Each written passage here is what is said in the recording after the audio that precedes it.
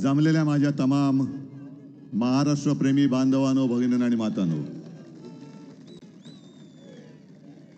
उद्या 5 वाजता प्रचार संपणार. मग सगळीकडे बातम्या येणार. प्रचाराच्या तोफा थंडावल्या. तोफा महाविकास आघाडीकडे आहेत, पण महायुतीकडे प्रचाराच्या थापा थंडावणार. आणि 23 तारखेनंतर महायुती आघाडी नाहीशी होणार. महाराष्ट्रभर फिरतोय, सगळीकडे मोठमोठी होर्डिंग लागलेत. नुसत्या होर्डिंग्जवरनं तुम्हाला कल्पना येईल कोणी किती पैसे खाल्लेत. अगदी मेंढ्यांनी सुद्धा भाजप बरोबरीने किंवा भाजपपेक्षा काकणभर सरस अशी महाराष्ट्रभर होर्डिंग लावलेत. पण त्यांची स्लोगन मला आवडते, नेहमीच आवडते, मागेही आवडली होती. केलंय काम भारी, लुटले तिजोरी, केले गद्दारी, करतोय लाचारी, आता पुढची तयारी. मग खरंच छान.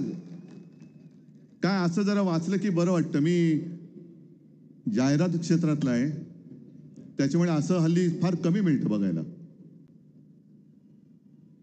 कोणत्या तोंडाने काय बोलतायत हेही त्यांना कळत नाही. पहिल्या प्रथम भाषणाला सुरुवात करण्याआधी आपला वचननामा सगळीकडे पोचलाय नक्की? कारण मी तुम्हाला पुन्हा वचननामा सांगण्याची गरज नाहीये. कारण काही काही गोष्टी मी महाराष्ट्रात फिरताना आवर्जून सांगितल्या की प्रत्येक वचनाला त्याच्या पाठीकडे आमची काहीतरी पार्श्वभूमी आहे. जेव्हा मी माझ्या आजोबांकडनं ऐकायचो आणि बाळासाहेबांनी मला सांगितलं की दोघांनाही शाळेची फी भरायला पैसे नव्हते, म्हणून 7वी मध्ये शाळा सोडावी लागली. माझ्या वडिलांना पण आणि आजोबांना पण. आज देखील अशी अनेक मुलं आहेत की ज्यांना शिकावंसं वाटते, पण घरी फी भरायला पैसे नाहीत म्हणून शाळेत जाऊ शकत नाहीत. मधल्या काळात मी टीव्हीवरती एक बातमी बघितली. एका शेतकऱ्याने आत्महत्या केली आणि त्याच्या मुलाला शाळा सोडावी लागली. कारण डोक्यावरती कर्ज म्हणजे घरावरती कर्ज, भरणार कोण? आणि ह्या गोष्टीचा विचार करून आपण जे वचन दिलंय की मुलींप्रमाणे महाराष्ट्रात जन्मलेल्या प्रत्येक मुलाला आपण मोफत शिक्षण देणार, हे त्याच्यासाठी दिलेलं आहे. बाकी अनेक गोष्टी आहेत. मला असं वाटतं संजय राऊत काय वर्षात त्यांनी सगळे विषय संपवले असतील. पण एक महत्वाचा मुद्दा तुमच्या समोर आणायचा आहे मला. आजची ही आपली सभा मुंबईसाठी तर आहेच, पण या चॅनलच्या माध्यमातून संपूर्ण महाराष्ट्र बघतोय.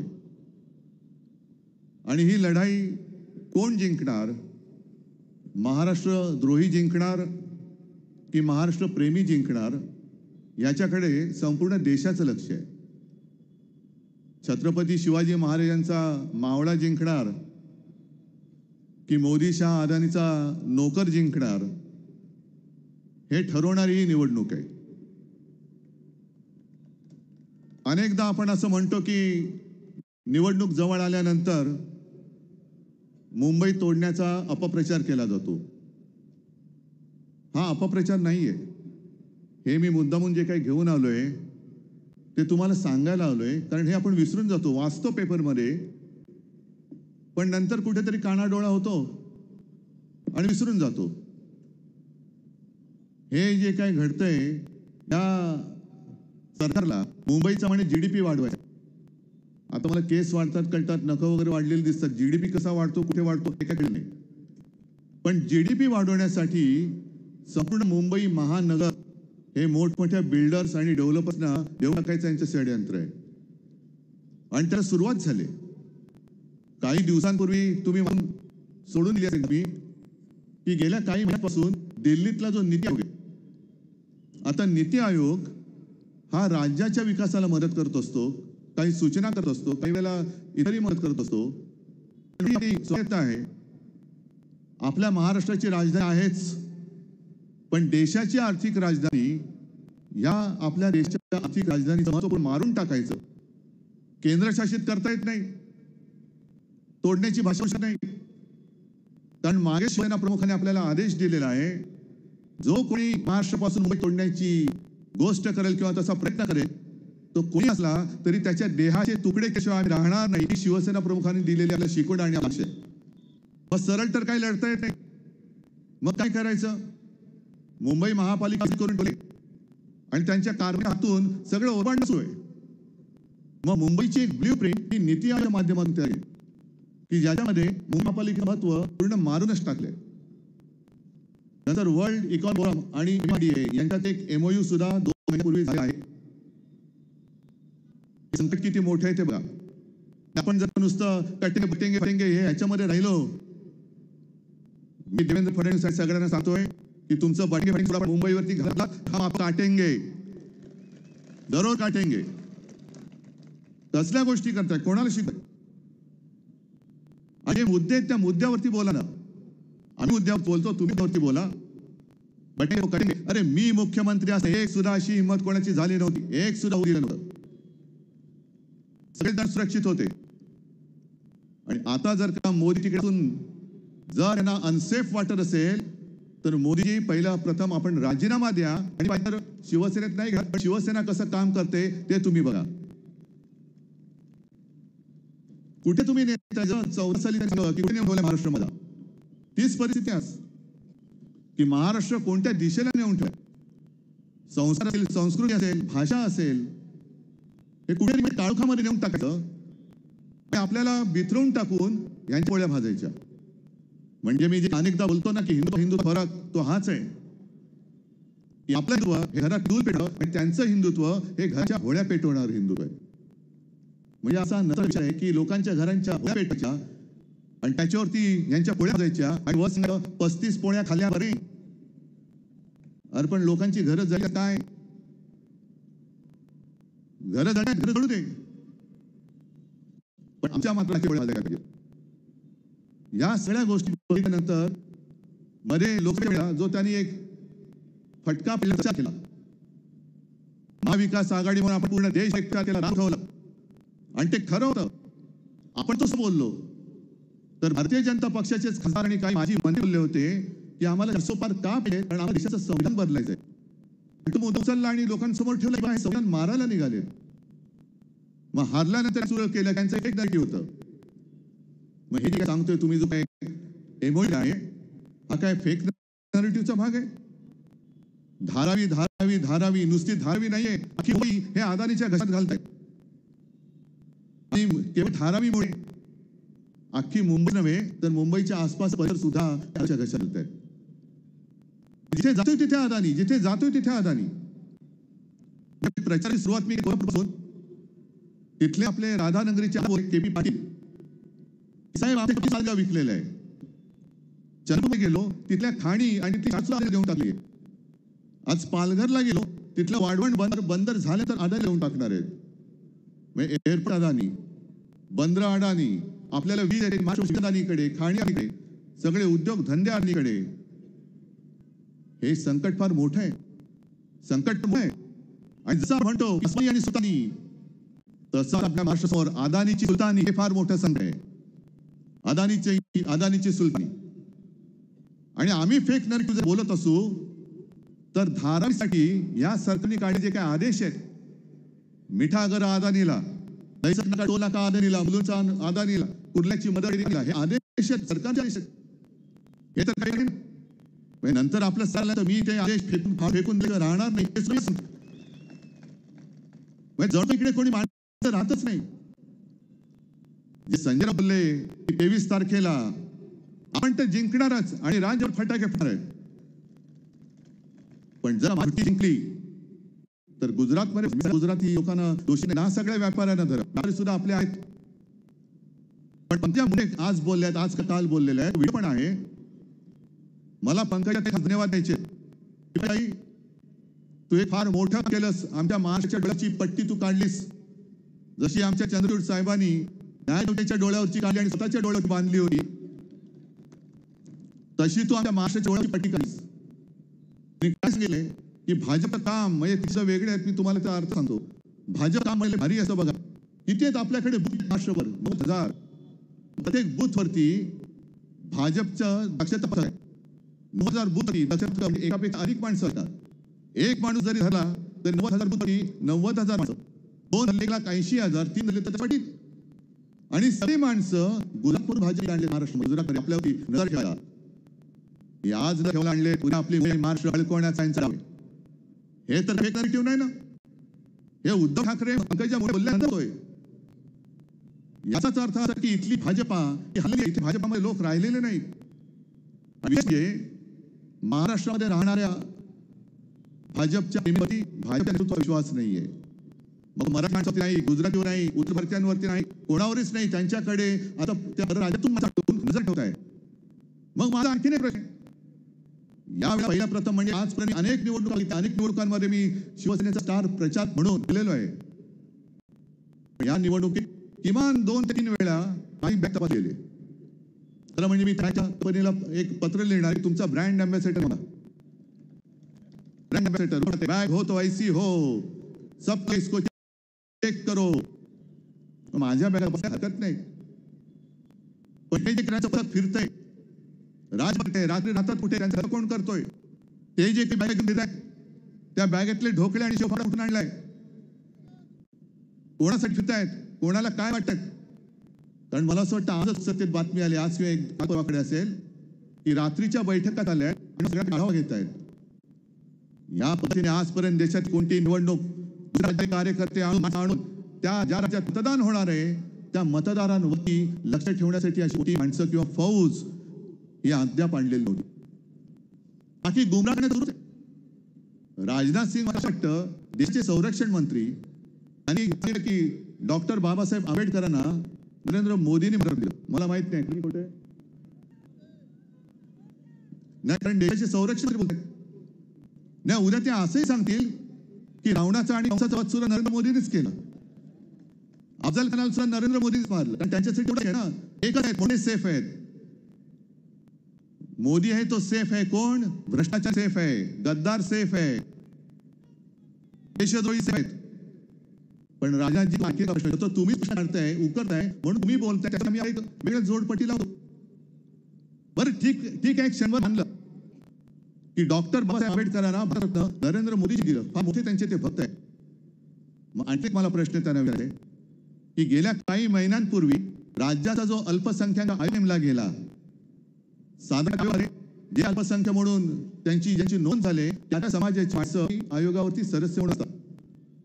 म्हणजे कोणी असतील ते असतील, पण त्या आयोगामध्ये एक सुद्धा बौद्ध समाजाचा माणूस बौद्ध समाजाची व्यक्ती का नाही हे सांगा. आणि मग तुम्ही डॉक्टर बाबासाहेब आंबेडकरांना भारतरत्न का दिलं हे सांगा. याच तुम्ही त्या समाजाची फटकून वाटते. जे मी म्हणलेलं बौद्धधारी हिंदुत्व हे यांचं हे आहे की आज सुद्धा त्यांना त्या धर्माची समाजाची लोक नको आहेत. हा संपूर्णपणा, हलकटपणा हा सहन करण्यासाठी आम्ही मतं द्यायची. आणि संपूर्ण राज्यात बेकारीचा फार मोठा आहे. एक तर शेत भाव नाही, बेकारी वाढते.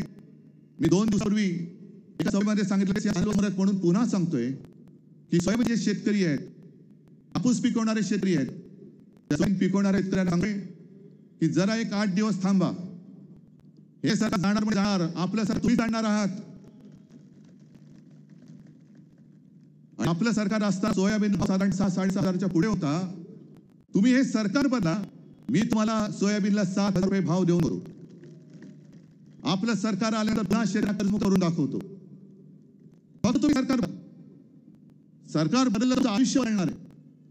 आणि नाही बदललं तर महाराष्ट्र विल्हेवाट पूर्ण महाराष्ट्र टाकायचा यांचा प्रयत्न आहे. आम्ही जे बोलले मागे म्हणजे आज मी बघितलं शिवसेना प्रमुखाचा स्मृती दिन नरेंद्र मोदींनी ट्विट केली की नाही नसतं पंचायत झाली असते, कारण राहुलजींनी ट्विट केलेलं आहे आणि आदरांजली वाहिलेली आहे. पण मार्ग कुठे पडायचा. आता मला सांगितलं उद्धव बाबू, म्हटलं हा बोलो आम्ही शेठ नाही. आता मला बाबू म्हटलं आपल्याला काहीतरी आदरातिथ्य करायला पाहिजे ना. हो आम्ही शेठ, तुम्ही त्या काँग्रेस बरोबर बसाल, म्हटलं म्हणजे कोण आहे?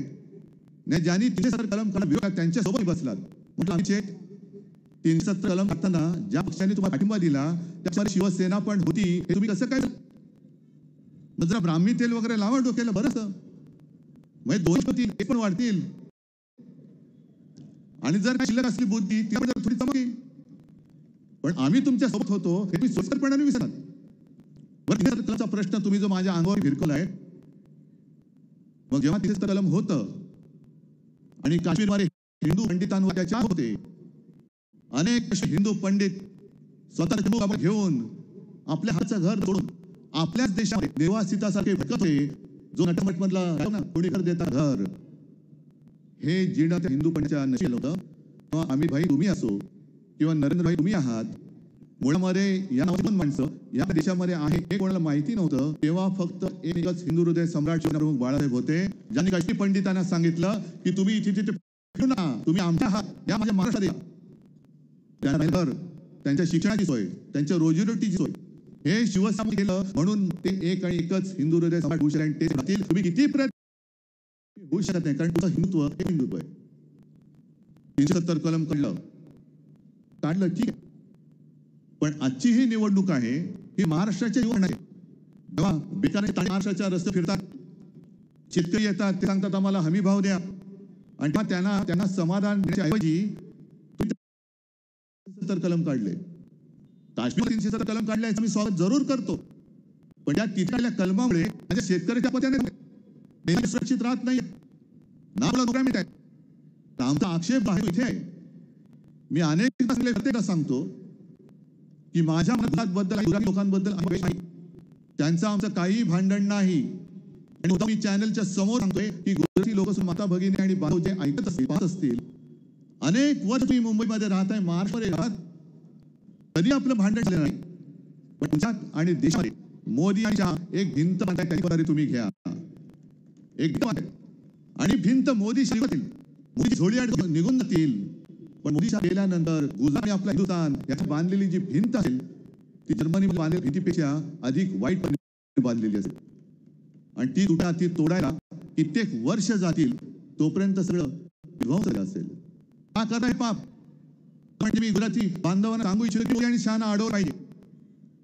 इथले सगळे उद्योग घेऊन गुजरातमध्ये राहत, मग इथे राहणार भारतीय सुद्धा त्यांच्या मुलं बाळाने काय केलं. मराठी माणसाचं तर आहेच, काही मराठी माणसाने देऊन बलिदान सांडून मिळवलेली मुंबई आहे. पण काही आदर नाही की कोणतरी आमच्यासाठी आलं आणि फुकटची मुंबई मला देऊन टाकली. आमच्या हक्काची मुंबई आहे, आणि हक्काची मुंबई पहिल्या काही करेन मुख्यमंत्री सरकार म्हणून, तर अदानीसाठी अदानीच्या घशात घातलेली मुंबई ही पहिली काढून घेईल. पहिला निर्णय असेल. धारावी करण्यात जिथे उद्यासह तर देईनच, पण ज्या अदानीला दिले आहेत त्या जागांवरती MMRDA बरोबर काय करार केले ना, पहिल्या करारामध्ये फेरवी. काय सांगेन तुम्ही तुमचा माझ्या तुम्हाला हक्क नाहीये. MMRDA मुंबई पालिकेच्या हद्दी मुंबई पालिका ही स्वायत्त आहे, तिच्या अधिकारावर कायदा आणाल तर कदाचित मी MMRDA सुद्धा करून टाकेल. एवढं खरपणाने वागावं लागेल. आणि मुंबईचा आजूबाजूचा जो परिसर आहे ज्याला रिजन म्हणतो, तिथे आपल्या महाराष्ट्रातल्या पुत्रांसाठी परमध्ये घर बांधून राहणार नाही. वचन देतो. ही तुमची मुंबई आहे, तुमची मुंबई आहे. पण काय देवेंद्र फडणवीस नाही. तो एक उद्योग पण नागपूरमध्ये आणत होतो, टाटा एअरबसचा लाच केल्यानं विदर्भाचा आणि महाराष्ट्राचा नाव घ्या. आपल्या सरकारने गद्दारी करून का काढलं? कारण मी महाराष्ट्र लुटेत होतो. यांना माहिती आहे जोपर्यंत शिवसेना प्रमुखची शिवसेना आहे तोपर्यंत महाराष्ट्र सुद्धा लुटता येणार नाही. पहिले शिवसेनेवरती घाव, आणि त्यांनी शिवसेनेवरती घाव घातला, पण घाव घातला झालं उठच त्याच्या कपाळातच सोट असला. आणि या जिथे जातोय तिकडे गदी उसळते. कारण उद्धव ठाकरे नाहीये, तो बाळासाहेब ठाकरे आणि बाळासाहेबांनी दिलेली पुणे बरोबर आहे. तुम्ही शिवसेनेवर घाव घाताय, कारण माझा महाराष्ट्र तुम्हाला लुटायचा आहे, माझी मुंबई मला खरतायची आहे. जे माझ्या मुंबईचं महत्व अख्ख्या देशात आणि जगात झालं. आधी धारावी वाचल्यानंतर मुंबईचा म्हणून संपूर्ण जगाने हे यांना बघत नाही, पाहत नाहीये. गुजरातमध्ये सार्वजनिक चितापेट्या होत्या, उत्तर प्रदेशमध्ये सार्वजनिक त्या चितापेट्या होत्या. भयानक दृश्य होतं, भीषण दृश्य होतं. पण असं दृश्य कधीही महाराष्ट्र दिसलं, कारण सगळ्या महाराष्ट्रातल्या सगळ्या जणांनी जे जे मी सांगितलं ते तुम्ही ऐकलं, म्हणून तुम्ही महाराष्ट्र वाचवलात, हे श्रेय तुमचं आहे.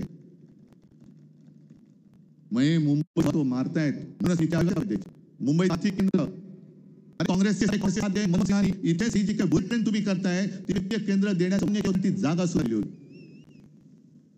ते हलपणाने तुम्ही आणि यांचं नियोजन इतकं खोलवर असतं, आपलं असं वाटतं की अरे काय मुंबईसाठी ही मुंबईचं बुलेट ट्रेन, काय गरज आहे बुलेट ट्रेनची? कोणाला किती लोक जाणार बुलेट ट्रेन आणि करणार?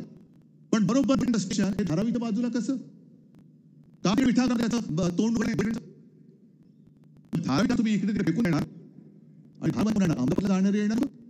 तसंच त्याने जे दुसरं नियोजन केलं होतं, मी मुख्यमंत्री असताना हिंदू हृदय सम्राट बाळासाहेबांचं नाव, शिवसेना प्रमुखाचं नाव त्यांनी राष्ट्रपुरुषांच्या यादीत, आपल्याला काय प्रेम आहे यांचं, वा वा वा वा वा. पण त्याचा आता जो नीचपणा होतोय, कारण राष्ट्रपुरुषांच्या यादीमध्ये कोणत्याही व्यक्तीचं नाव आलं तर त्या फोटो नाव हे कोणीही वापरू शकतं, म्हणून हे माझ्या वडिलांचं नाव वापरतात, आपल्या शिवसेना प्रमुखांचं नाव वापरतात. शरद पवारांच्या बाबतीत नाही, पवार साहेब स्वतः तिकडे राष्ट्रवादीचं नेतृत्व आणि त्यांचे सांगितलं मग त्यांचा फोटो वापरू नये, म्हणजे माझ्या वडिलांचं म्हणजे नाव तुम्ही कपट करण्यासाठी, प्रेमाने नाही, शिवसेना संपण्यासाठी किती 2 वर्ष सरकार आधीपासूनचा प्लॅन होतं ते बघा. शिवसेना खतम आहे तो बस निर्माण का लोक दमून जातील. मला अजून प्रकार विचारतात की खरी शिवसेना कोणाची? म्हटलं खरी आणि खोटी शिवसेना असू शकत नाही. शिवसेना एकच दुसरी शिवसेना असूच शकत नाही. आणि मी काल ठाण्यात जो आव्हान दिलं होतं, आज तुमच्या साक्षीने देतोय की मेंदू जर का मर्दाची अवलाद असलास वाटत नाही तर तुझ्या वडिलांचा फोटो लावून मैदानात ये आणि मग मताई गणेचे जोडे खा. स्वतःमध्ये काही कर्तृत्व नाही, स्वतःमध्ये पात्रता नाही. खरं वाटते की देशाचा पंतप्रधान कसा असला पाहिजे, त्याच्यामध्ये काहीतरी ठीक आहे नसेल, पण माझ्या हिंदुस्थानचा पंतप्रधान आहे, काहीतरी एक शान पाहिजे त्याच्यामध्ये. तुम्ही गद्दारी करून माझी शिवसेना फोडली, ज्या शिवसेना मला पंतप्रधान पदी मदत केली ती शिवसेना संपवायला निघालात, आणि ज्यांच्याकडनं तुम्ही ती फोडली त्या गद्दारांच्या प्रचाराला त्यांना घेऊन गद्दारांची फौज माझ्या अंगात सोड, गद्दाराची फौज सोडता. काय पाहता काय तुमची? कर्नाटक तेव्हा त्या महिलावरती अत्याचार करण्याचं रेवण्णाच्या हात करण्याचं आवाहन करतायत. हिंदुत्व नाचून टाकले, हिंदुत्व तुम्ही संपवले. बुसटलेले हिंदू म्हणतो मी एवढ्यासाठी म्हणतोय हिंदुत्व सुटले. एक तर भाजपमध्ये तर मी म्हणते की भाजप हायब्रिड झालेला आहे, म्हणजे जशी ती हायब्रिड काय असे तसं भाजप झालं. कारण भाजपच्या राजकीय भागात इतर पक्षातल्या नेत्यांची बीज ही टाकली आणि आता तो भाजप आहे तशी काय भरपूर देणार असेल तशी आता तो भाजप भरपूर मारणार झालेलं आहे. म्हणजे कोकणात गेलो तेव्हा ते माधव भडे होते, आपल्यावरती टीका करायचे, मायावती करायचे. ठीक आहे म्हटलं, माधव आहे ना, जुना माणूस आहे, आता ओरिजिनल कोणीच नाही राहिलं. सगळे कोकणचा सगळे यांचं संपूर्णपणाने कम झालेली लोक आहेत. आणि मग मला ती एक म्हण आहे, त्या म्हणीचा अर्थ कुराडी झाडा गोतास काढ, माहिती अर्थ त्या म्हणीचा अर्थ असा आहे की एक खूप जुनं झाड असं 30 वर्ष जुनं कोणालाच माहिती, कारण प्रचंड मोठा विस्तार, आणि त्या झाडाच्या फांद्यांवरती अनेक पक्ष्यांची घरी आणि त्या पक्ष्यांच्या अनेक पिढ्या जन्माला येतात. सगळं काही आनंद झालेलं असतं. एक दिवस एक माणूस येतो, आता व्यापारी म्हटल्यानंतर सगळे व्यापारी नव्हे, हे जे 2 बस एवढ्यापुरतच, आणि घेऊन झाडावरती गुंड्यावरती मारा लागतो. संपूर्ण झाडावरची पक्षी थरतात. काय चाललंय? आजूबाजूवरती घाव घातले जातात. त्याला एका झाडाला विचारलं, आजोबा तुम्हाला त्रास होत असेल ना? मला त्रास किती होतो? पण तो घाव घालतो म्हणून होत नाहीये, तो घाव घालण्यासाठी जी कुऱ्हाड वापरतोय त्या कुऱ्हाडचा दांडा माझ्या लाकडाच आहे, त्याचा तुम्हाला त्रास होतोय. हे कुऱ्हाडीचे दांडे केवळ शिवसेनेचे नाही, हे महाराष्ट्राचे आहेत, महाराष्ट्राचे आहेत. यांना यांच्या आईबद्दल काय नाही. आई जमली चालेल, महाराष्ट्र चालेल, गुजरात चालेल, टाके तरी चालेल, तारी तरी चालेल. ही मानसिकता खतम करण्यासाठी निवडणूक आहे. बाकी सगळ्यांना सांगतात मोदी गॅरंटी तर झाला. नरेंद्र मोदी बाबा के नाम पे बाबा म्हणून महाराष्ट्र पसरवला आहे. सगळ्या पक्षांच्या पोस्टरवरती शिवसेना अभिमान. पण जी लोक गद्दारी करताना सांगत होती की नाही मोदींमुळे आपल्याला मिळेल, ती सगळी पटली. आता मोदींना शिवसेनेच्या नावावरती मोदीसाठी उत्तम आहे. हे मागे तुम्ही नियतीच्या मनात काय? ही नियती आणि हा सगळा हा चोरांचा कारभार आहे, चोर मंडळ आहे. ह्यांचा कारभार आपल्याला उठवायचा आहे. मी प्रत्येक ठिकाणी जाऊन सांगतोय की ही निवडणूक उद्धव ठाकरेची नाहीये, ही निवडणूक महाराष्ट्राची आहे. मग काही जण मला विचारतात की अहो मुंबईतली तुम्ही ती एक जागा का नाही सोडलीत? एक जागा, एक. म्हटलं मी महाराष्ट्रद्रोह्यांना एक सुद्धा जागा देणार नाहीये. आणि ज्यांनी जाहीर केलंय की देवेंद्र फडणवीस हेच मुख्यमंत्री होतील, मिंदे हा उत्तम मुख्यमंत्री आहे, मी तुला जर का एक जागा सोडली असती तर ते एक मत सुद्धा हे त्यांच्या तराजूत गेलं असतं. मग माझं नातं जे आहे ते माझ्या महाराष्ट्राशी आहे. जसं मी कोरोनाच्या वेळेला माझं कुटुंब माझी जबाबदारी म्हणून मी जबाबदारी घेतली होती, तसं आज मी तुमच्या भरोशावरती तुमच्या शक्तीमुळे मी महाराष्ट्रद्रोह्यांशी लढायला मैदानात उतरलेलो आहे. मला तुमच्याकडनं न्याय पाहिजे.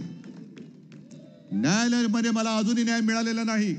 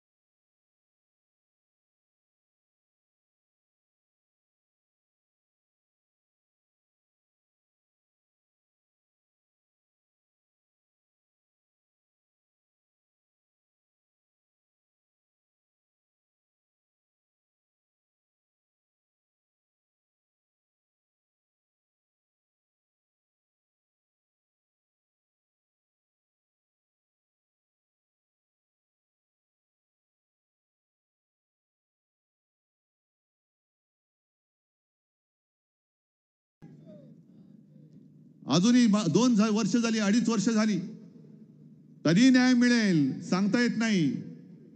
मी माझ्या महाराष्ट्राकडे न्याय मागतोय. मला न्याय पाहिजे. हा न्याय मला महाराष्ट्रासाठी पाहिजे. म्हणजे परवा संभाजीनगरला मी जे बोललो तेच पुन्हा सांगतो. नोकरीसाठी दिलं होतं. माझी नोकरी तुम्ही कधी देणार आहात? एखादी महिला त्यांच्या समोर उभी राहते आणि सांगते की मोदीजी, मी 1500 रुपयासाठी मत नव्हतं दिलं, माझ्या सुरक्षिततेसाठी दिलं होतं आणि माझं घरदार सुरक्षित राहावं म्हणून तुम्हाला मत दिलं होतं. आणि हे सगळे जे काही भाऊ फिरतायत त्यांना मी सांगतोय की तुम्ही तिघही मिळून, म्हणजे मी बोललो ना, देवा भाऊ, जॅकेट भाऊ आणि दाढी भाऊ, तुम्ही मोठमोठ्या जाहिराती केल्या, 200, 300, 500 कोटी, लाडकी बहीण, लाडकी बहीण.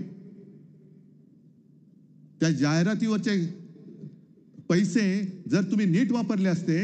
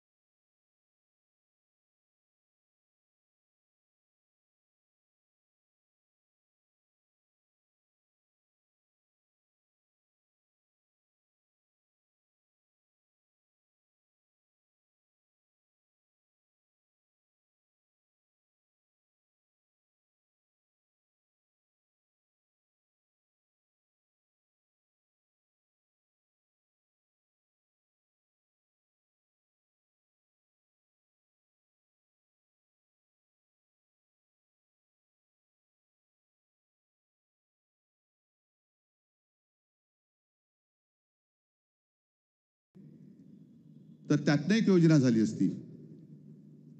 आणि 1500 रुपये तुम्हाला जर का द्यायची एवढी घाई झाली असेल, तर मग बदलापूरमध्ये ज्या चिमुरडीवरती अत्याचार झाला, जिची आई आजारी असताना त्या पोलीस स्टेशनमध्ये तासनतास बसले होते आणि पोलीस डिंबा हलायला तयार नव्हते, त्या माऊलीला जाऊन हा सगळा कारभार आपल्याला संपवायचा आहे. हा जो काय अंधार पसरलेला आहे, हा अंधार जर का आपल्याला संपवायचा असेल तर हातामध्ये धगधगती मशालच घ्यावी लागेल. दुसरं त्यांचं काही जे आहे ते घेऊन चालणार नाही. आणि त्यासाठी महाविकास आघाडी म्हणून आम्ही एकत्र आलेलो. मी काँग्रेस बरोबर जरूर गेलो, राष्ट्रवादी बरोबर जरूर गेलो, कारण तुमचा दहशतवाद, तुमची हुकुमशाही ही संपवण्यासाठी म्हणून महाविकास आघाडी झालेली आमची. आम्हाला आमचा महाराष्ट्र स्वावलंबी पाहिजे. आम्हाला आमचा महाराष्ट्र सामर्थ्यवान पाहिजे. तो तुमचा नोकरी करणारा महाराष्ट्र असणार नाही. तुमची नोकरी 23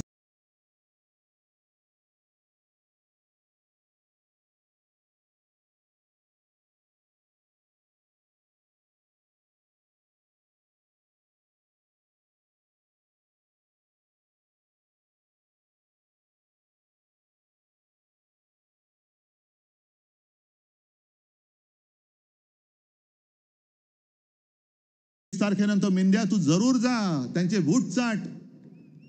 आमचं काही म्हणणं नाही, तो तुझा व्यक्तिगत प्रश्न आहे, कारण नाही तर नोकरी मिळणार कुठे तुला. आणि आज जे टगेगिरी करत फिरतायत सगळे त्यांचे, त्यांना सांगतोय की ही जनता आहे. 23 तारखेनंतर बघा, त्यावेळेला तुम्हाला संरक्षण लागेल, कारण यांचा पूर्ण आयुष्याचा तुम्ही चोथा करून टाकलेला आहात. आणि याचा हिशोब आम्ही 23 तारखेला आमचं सरकार आल्यानंतर घेतल्याशिवाय राहणार नाही. तुम्ही सगळे ठरवून आलेला आहात, कारण मुंबईकर नेहमी शिवसेनेसोबत राहिले. गेल्या वेळेला 6 पैकी जवळपास 5 जागा, 1 जागा त्यांनी ढापली. या वेळेला जागे राहा, या वेळेला जागे राहा. अगदी मतदान प्रक्रियेच्या वेळेला सुद्धा, कारण त्या लोकसभेच्या वेळेला मला प्रेस कॉन्फरन्स घ्यावी लागली होती. त्यांना असं वाटलं होतं की इथून शिवसेनेला जास्त मतदान होतंय, मग तिथे आक्षेप घ्यायला लागले. आणि देवेंद्र फडणवीसांना आता बोलावं लागतंय की मतांचं धर्मयुद्ध करा, मतांचं धर्मयुद्ध. मग देवेंद्र फडणवीसजी, तुम्ही एकदा जाहीर करा की या देशामध्ये कोणाला मतदानाचा अधिकार आहे आणि कोणाला मतदानाचा अधिकार नाही. सांगा एकदा जाहीरपणाने. एका बाजूला तुमचे मोहन भागवत जामा मशिदीत जातात, दुसऱ्या बाजूला नरेंद्र मोदी सुद्धा जातात. त्यांचा तो व्हिडिओ आहे योगी आदित्यनाथांबरोबर. मग सांगा ना मुसलमानांना मतदानाचा अधिकार नाही म्हणून, बोला. पण धर्मयुद्ध हा शब्द हा निवडणूक आचारसंहितेमध्ये येतो की नाही येत? गेल्या वेळेला जे आपलं शिवसेनेचं मशाल गीत होतं, त्या मशाल गीतातलं हिंदू हा तुझा धर्म, जय शिवाजी.